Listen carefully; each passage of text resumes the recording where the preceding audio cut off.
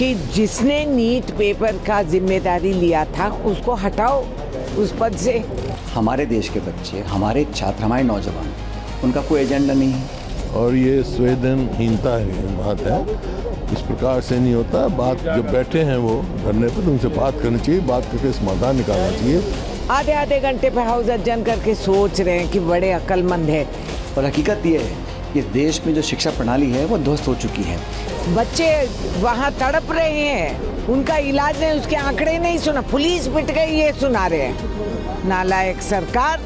हमारी मांग वही है जो बच्चों का मांग है कि जिसने नीट पेपर का जिम्मेदारी लिया था उसको हटाओ उस पद से। हमारा मांग वही है जो सारा देश कह रही है कि भाई जो निंदित है उसको निकालो पार्लियामेंट से। हमारा मांग वही है जो हम रोज सुनाते हैं, मगर ये अंधे बहरे सरकार को कुछ सुनाई नहीं देती है, तो क्या करें। और ये भी है कि इनको हाउस चलाना भी आता नहीं है। आधे आधे घंटे पे हाउस अर्जन करके सोच रहे हैं कि बड़े अक्लमंद है कि हमको वहाँ जाने से रोक दिए। अरे भाई, डेमोक्रेसी, इसको कोई रोक नहीं सकते। तुम जरूर वंदे मातरम गाते जाओ और 10 स्टैंजा जोड़ के गा लो, कुछ नहीं हो रहा। बैंड बज गई आपकी, वो सुनो। सरकार तो कह रही है कि हम युवाओं के लिए सबसे ज़्यादा काम कर रहे हैं और सबसे ज़्यादा युवाओं का समर्थन हमें है। अगर आप कहने से क्या फायदा, बच्चों को कहना है।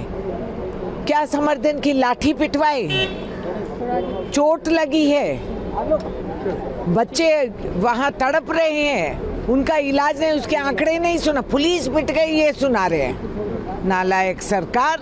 बेचारे पुलिस को भी आपने बीच में ये कर दिए, वो भी इन्हीं के शिकार है।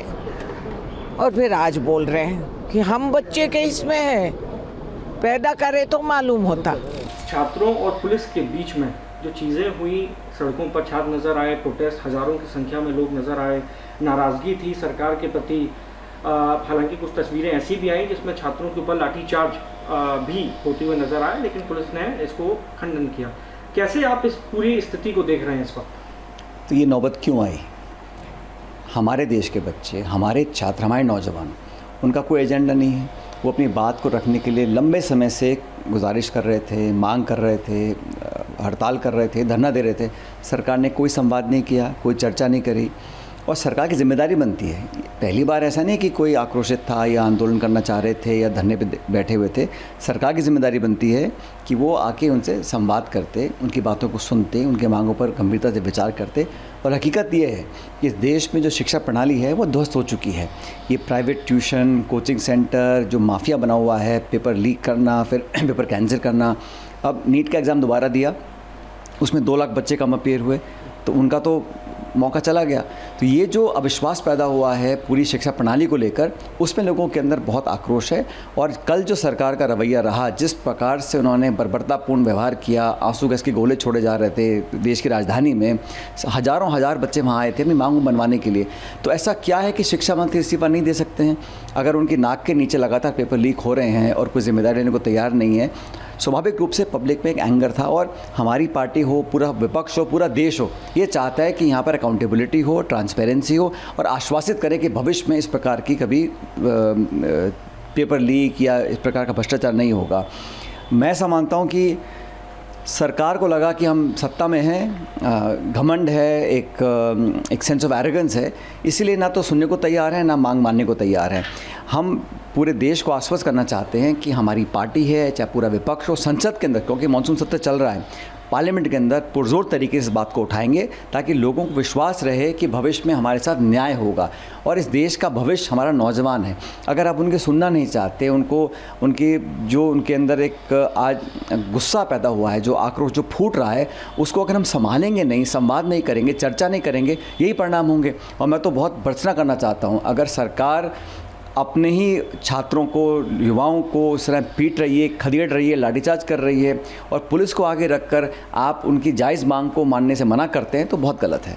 क्या अपील करेंगे छात्रों से इस वक्त से? मेरी यही अपील है कि संयम बनाए रखें और हिंसा का कोई समर्थन नहीं कर सकता, लेकिन सरकार का जो रवैया रहा, जो संवेदनहीनता रही, जो संवादहीनता रही, जो युवाओं के अरमानों पर पानी फेरने वाले लोग हैं उनको आप बचाना चाहते हैं, तो एक बहुत ही नकारात्मक संदेश इसमें जाता है। मैं चाहता हूँ युवा अपनी बात को मजबूती से मनवाएं और सरकार की जिम्मेदारी है कि सहानुभूतिपूर्वक उनकी बात को सुने, निर्णय लें, पारदर्शिता दिखाएं, अकाउंटेबिलिटी तय करें, मंत्री जी का इस्तीफा लें। और ये जो इतने सारे बच्चों ने आत्महत्या की है, हमारे देश के बच्चे खुद जान लेने पर मजबूर हो जाएं, ऐसे हमने हालात पैदा कर दिए, इसके लिए सरकार को अपनी जिम्मेदारी लेनी चाहिए। और मैं उम्मीद करता हूं कि सरकार अंत में जनता के दबाव के सामने झुकेगी और नौजवानों की हमारी मांगों को मानेंगे। अपोजिशन लगातार पार्लियामेंट में इसको उठा रहा है, साथ में राम मंदिर को भी इसी में ही सरकार से जवाबदेही की बात कर रहे हैं। ओवरऑल जो राम मंदिर के अंदर हुआ, चढ़ावा चोरी हुआ, सरकार ने माना, SIT भी गठित की गई, सरकार की ओर से निंदा भी की गई। आपको लगता है कि इसका प्रभाव भविष्य में जो चुनाव है उस पर पड़ेगा या अभी से ही सरकार? देखिए, इतनी बड़ी घटना पे सिर्फ अपना दुख प्रकट कर देना या इसको बड़ा एक जांच बिठा देना, ये नाकाफ़ी है। जिन लोगों को आपने जिम्मेदारी दी, जिन लोगों ने ट्रस्ट को चलाया, वो जनता के नुमाइंदे नहीं हैं, सरकार के अपॉइंटेड लोग हैं। उनकी नाक के नीचे राम मंदिर के अंदर चंदे की चोरी हो रही है, पता नहीं कितने करोड़ों रुपए गबन कर गए। और जो लोग अपने आस्था से 2, 5, 10, 100 रुपये चढ़ावा करते हैं, एक पुण्य के काम के लिए करते हैं, इस उम्मीद के साथ कि उससे कुछ भला होगा, मंदिर का भव्यता बढ़ेगी या किसी गरीब की मदद होगी, उस चंदे की आप चोरी कर रहे हैं। और जांच में FIR में नाम आ रहा है किसी ड्राइवर का, किसी चपरासी का, किसी बाबू का। तो जो बड़े मगरमच्छ हैं, जो सरकार हमेशा बोलती है कि पेपर लीक हो या करप्शन हो, ना खाऊंगा ना खाने दूंगा, ये आपके नाक के नीचे आपके खुद के लोग खा रहे हैं और आप उनको बचाने में लगे हुए हैं। ये इस मुद्दे पर सरकार को जवाब देना पड़ेगा। और ये लोगों की आस्था का विषय है। जिस भगवान राम के नाम पर आप राजनीति करते हैं, वोट बटोरने का काम करते हैं, आप उन्हीं के नाम पर जो चंदा चोरी कर रहे हैं उनको बचाने का काम कर रहे हैं, ये कहाँ तक न्यायपूर्ण है? तो मुझे लग रहा है कि पूरे देश में इस बात को लेकर बहुत गुस्सा भी है, आक्रोश भी है और एक अपने आप को ठगा हुआ महसूस करते हैं। क्योंकि मंदिर सबका है, किसी पार्टी है, किसी दल का नहीं है। वहाँ पे अगर कोई चढ़ावा आया है, मैं समझता हूँ इससे बड़ा कोई पाप नहीं हो सकता। अगर आप चंदा चोरी कर रहे हैं और उसके बाद चंदा चोरी करने वालों को आप बचाने का काम कर रहे हैं, इससे बड़ा पाप कोई नहीं हो सकता। लगातार टीयर गैस छोड़ी छात्रों के ऊपर, उन्हें काफ़ी चोटें भी आई, प्रोटेस्ट नहीं, किया था। बच्चों को बहुत चोट लगी है और ये संवेदनहीनता है, बात है। इस प्रकार से नहीं होता। बात जब बैठे हैं वो धरने पे, तो उनसे बात करनी चाहिए, बात करके समाधान निकालना चाहिए और उनकी मांग जायज़ है। लोग जवान बच्चों के भविष्य के साथ खिलवाड़ हो रही है जो नीट की में। खबरों की रणभूमि में यहाँ शोर नहीं, सोच लड़ती है। जहाँ शब्द नहीं, फैक्ट्स वार करते हैं और हर सवाल खोलता है सच की नई परत।